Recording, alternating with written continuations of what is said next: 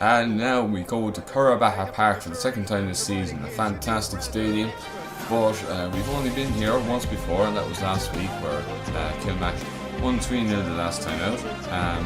It was a result that I suppose we've come to expect at this point against Kent FC, and now they're at home to St. Declan's. Now that Kiersey's have lost 2-1 to St. Mary's Hurling, as we saw last week, well, it leaves the door wide open for Kilmac to possibly put a gap at the top.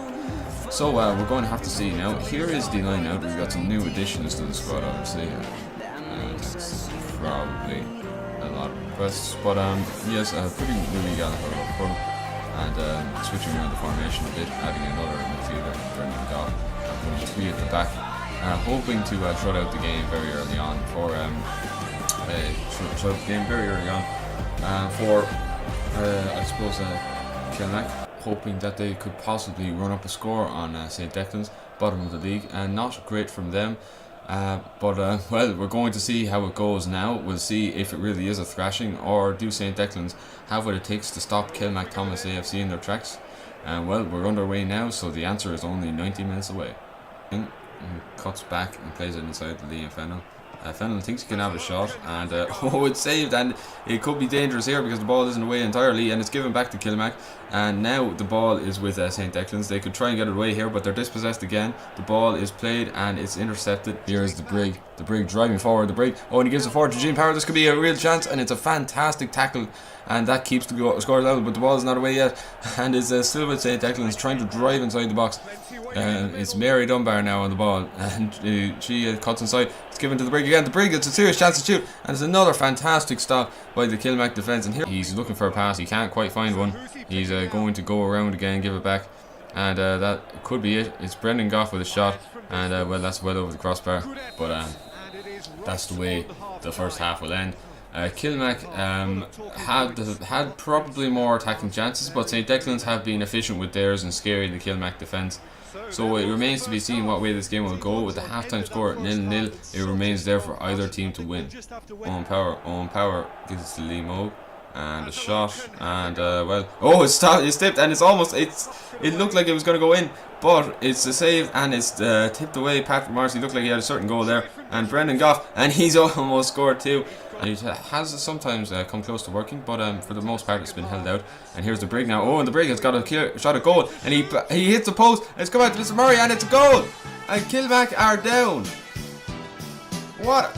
I don't believe it. I don't believe it. The bottom side in the league have come to the top home side, or they've just come to Currabaha Park, the top team in the league, Kilmac Thomas. They're now down a goal to the bottom team in the league, and the home crowd has been absolutely stunned into silence. It's a fantastic start to the second half for St. Declan's.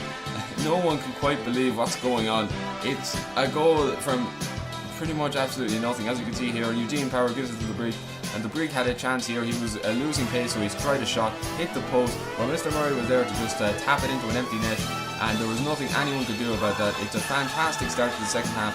I mean, he won't get many easier goals than that, but it's a shock for Kilmac Thomas now. They now find themselves a goal down to the bottom side of the league, and I can't believe what's happening for Kilmac.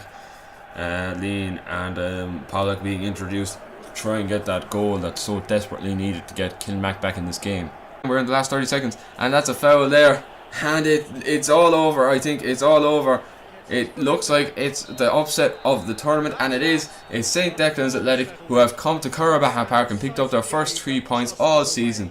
Kilmac Thomas AFC are shell-shocked. The ball is very firmly in their opponent's courts now, and well, I mean, I just can't believe any of this. It's St. Declan's Athletic 1, Kilmac Thomas AFC 0. Well, after that upset, I'm not quite sure anything else could compare, but there are more games in the week still. We've got Kiersey United and Kent FC playing, and well, this was another good game I was anticipating. Lar Kent here anyway, setting up on the opening, I suppose, in the opening half of the game, and he refused to be dispossessed, and that thunderbolt of a shot, as he is used to taking in his time, put Kent 1-0 up. Like, truly the best player in the league by a mile, and showing his worth there. So then it was up to Kiersey to come back into the game. Hoogie Bap Bap Spingy gave it forward to Matongo Babongo, and Babongo one-on-one with the keeper. It was a good save initially from Boulin, but Babongo followed it up, and with nothing to stop him, he tapped it home. Or headed it home, I suppose. Whatever you want to say, it doesn't matter. The idea is the ball went into the goal. But anyway, yeah. So we got Spingy then taking a shot, and it's a fantastic shot. It's a lovely goal, it has to be said. I mean, it really, just took everyone out of it. Just took everyone out of it. I mean, yeah, geez, I love that so much. I just love this finish so much. Like, it's really a fantastic finish. But anyway, yeah. Kent would try to force their way back into it. Lar Kent there getting through, but it's a good save from Cormac Kiersey, and that means the game finished 2-1 to Kiersey's United. Kent FC will feel hard done by, but Kiersey's put pressure on Kilmac to do well, to do better. I think we're going to see, yes, the next game anyway is yeah. It's the other team that has a chance of winning this whole tournament. It is St. Mary's Hurling, and they're up against Greenway Rovers from the Bongaloid, so it's a home game for them. Yeah, so this was going to be interesting, I thought, I mean, no matter what happened. Anyway, so we got Mossy Landy, the Burger King, Burf, everyone. This is pretty much how you would expect them to line out, I mean, Pampa Bombo coming in there for the suspended Burf, I believe. I think he's suspended anyway, but anyway. Yeah. Anyways, we got, same line out as usual. Like, this is the least crap line out, I suppose, that you could pick. And yeah, that's the way it works, I guess. But anyway, yeah, so B-Ron, Darcy and everyone. But it was Papa Stalin here who had the best chance of the game. Brilliant save from Groove to deny him at the near post.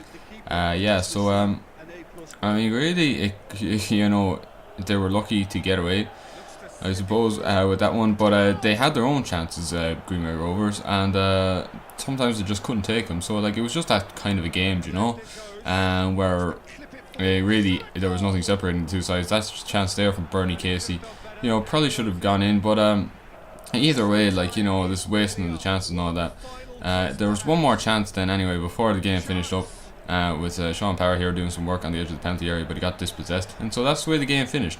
It's 0-0, and I think that's our first 0-0 of the season.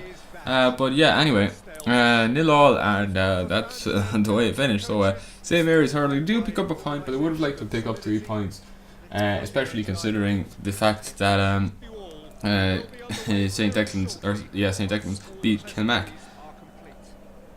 But anyway, yeah. So Fire Station and Rainbow Hall clash at the bottom end of the table, I suppose. And yeah, I mean, I did hope for a high-scoring game, considering how both of these teams are set up, and I wasn't disappointed in the slightest with how that game finished. So yeah, anyway, I was expecting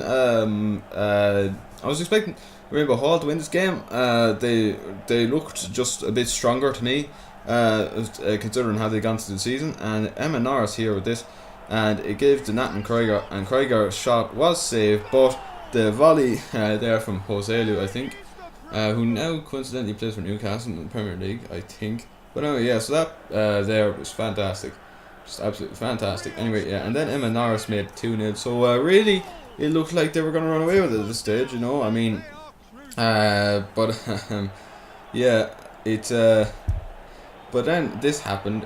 Lovely to take a pass of the defence there. I don't know who that was. Oh yeah, so that was the Teletubby midfield. I think I have them numbered wrong actually. I don't know, but yeah. Anyway, yeah. So then this here from Mr. Injuries, lovely turn and shoot, or sorry, turn and shot or whatever. Fuck, I can't English today.